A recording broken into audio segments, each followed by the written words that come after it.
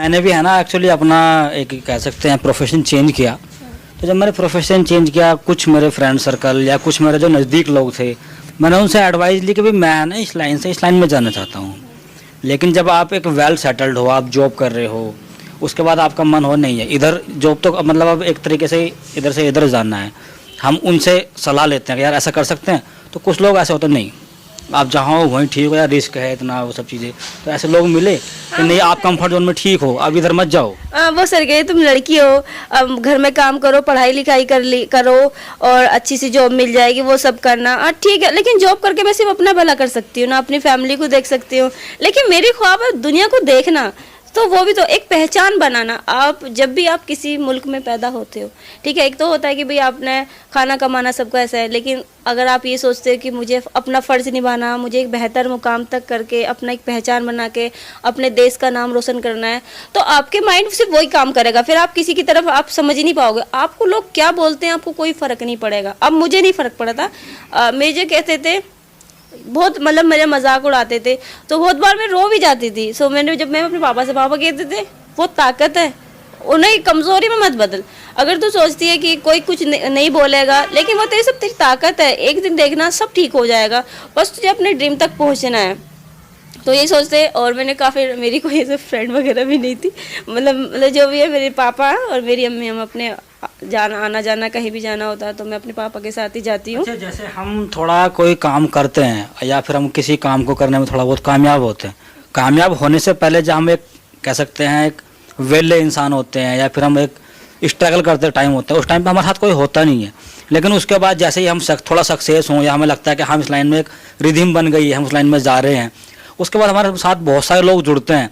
वो लोग जो कि हमें जानते भी नहीं या फिर कह सकते हो कि वो उनका सपोर्ट नहीं था, लेकिन उसके बाद वो बोलते हैं अरे ये तो हमारी बहन है, ये हमारी दोस्त है, नहीं यार ये तो बिल्कुल हमारे क्लोज है। तो ऐसे लोग भी हैं मतलब मिले ज़िंदगी में उसके बाद। हाँ, बहुत सारे जो मतलब मेरा मजाक उड़ाते हैं भी, कहते हैं अरे जो ने बहुत अच्छा करी बेटा, तो बहुत बढ़िया आगे बढ़। और मुझे इस बात की खुशी है, कम से कम मैंने मानसिकता तो बदली। तो मानसिकता मतलब बड़ी बात होती है, और उसके लिए आपको खुद से लड़ना पड़ता है। और कई बार ऐसा मोड़ आया, मैं सोचती हूँ मैं लड़की क्यों हूँ, मुझे लड़का बनना चाहिए था।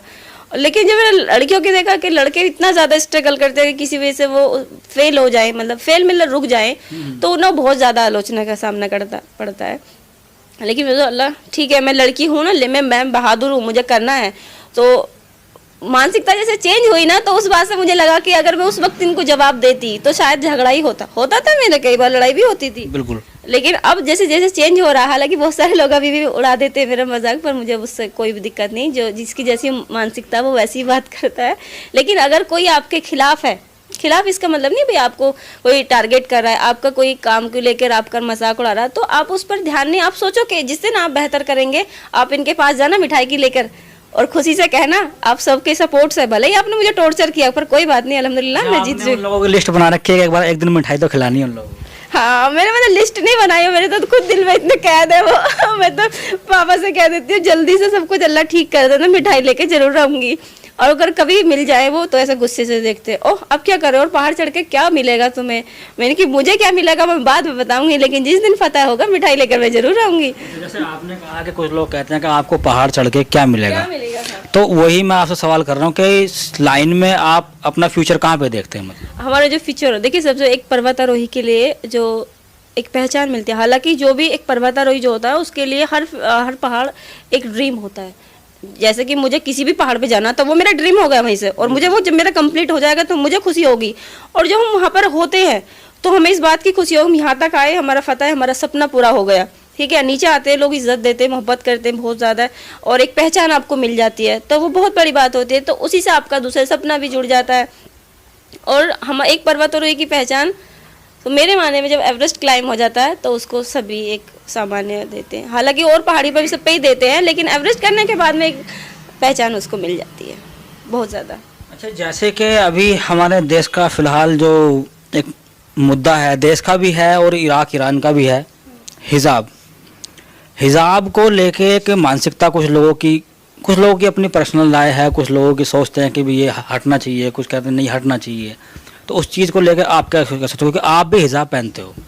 देखिए, कोई क्या पहनता है ये उसकी पर्सनल राय है, आप किसी पे थोप नहीं सकते, आप किसी से आप मत पहनो, या फिर आप हमारी पर्सनल है, हमें लगता है हमसे सेफ्टी है, हम खुश हैं इसमें, तो फिर हमारे लिए बेस्ट है। और मैं खुद एक हिजाबी गर्ल हूँ, तो मुझे खुद लगता है कि मैं सेफ्टी में हूँ, मुझे कुछ भी करना है मैं करूँगी, और इंशाल्लाह ताला वो बहुत बेहतरीन होगा। जैसे आपने बहुत सारे संस्थानों में आप गए हैं, या आप बहुत सारे मतलब पर्वतों पर भी गए हैं, तो वहाँ पे लोग मिलते हैं, तो किसी ने ऐसा तो नहीं कहा कि नहीं ये हिजाब नहीं पहनना है, या फिर आप हिजाब पहन के जो है चढ़ाई नहीं कर सकते, ऐसा कुछ हुआ कभी? नहीं, जो हमारे फील्ड में होते हैं वो सभी सपोर्टर होते हैं, वो किसी कोई क्या पहनना है उससे किसी को कोई फर्क नहीं पड़ता। सब लोग होते हैं कि बेस्ट दे, हम जिस मुकाम के लिए आए, जो हमारा ड्रीम है, तो हमें वहाँ तक पहुंचना है, तो फिर हम पहुंचते, तो हमारे लिए सब लोग सपोर्टर होते हैं। ऐसे भी तुमने क्या पहना है, क्या नहीं, क्या खाया है, तो उससे कोई वो नहीं होता है।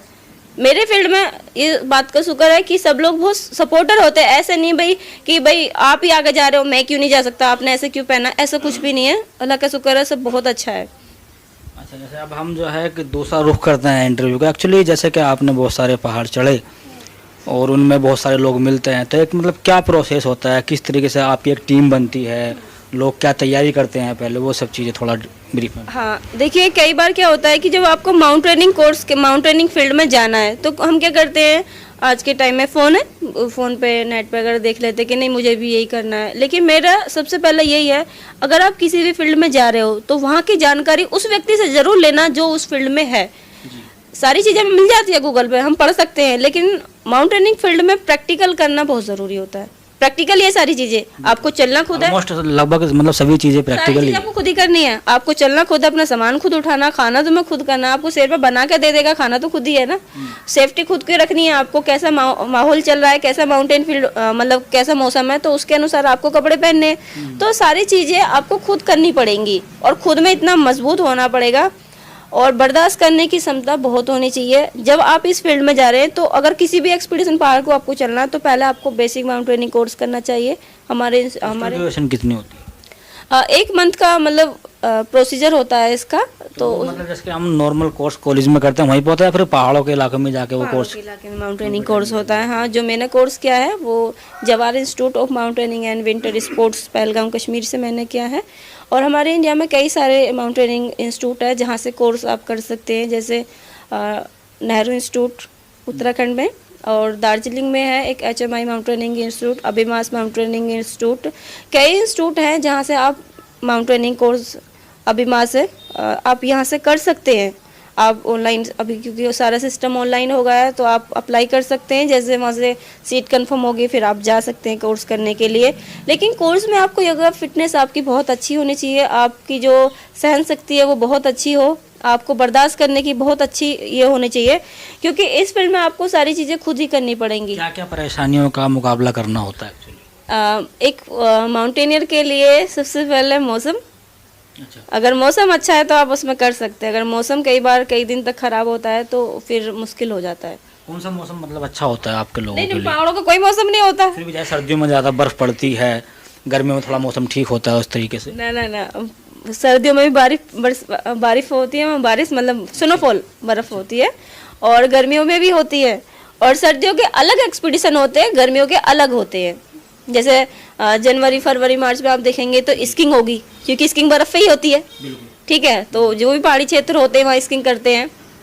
और उसके अलावा जब पहाड़ चढ़ते हैं तो मार्च, अप्रैल, मई में हम लोग निकलते हैं जैसे, तो उस टाइम पे बर्फ़ होती है। और पहाड़ों का मौसम का कुछ नहीं हो सकता, कब बरसात हो जाए, कब मौसम ख़राब हो जाए, कब ठीक हो। तो पहाड़ ही हैं, वहाँ तक पहुँचने के लिए आपको मजबूत बनना पड़ेगा, वो तो कमज़ोर कर देंगे।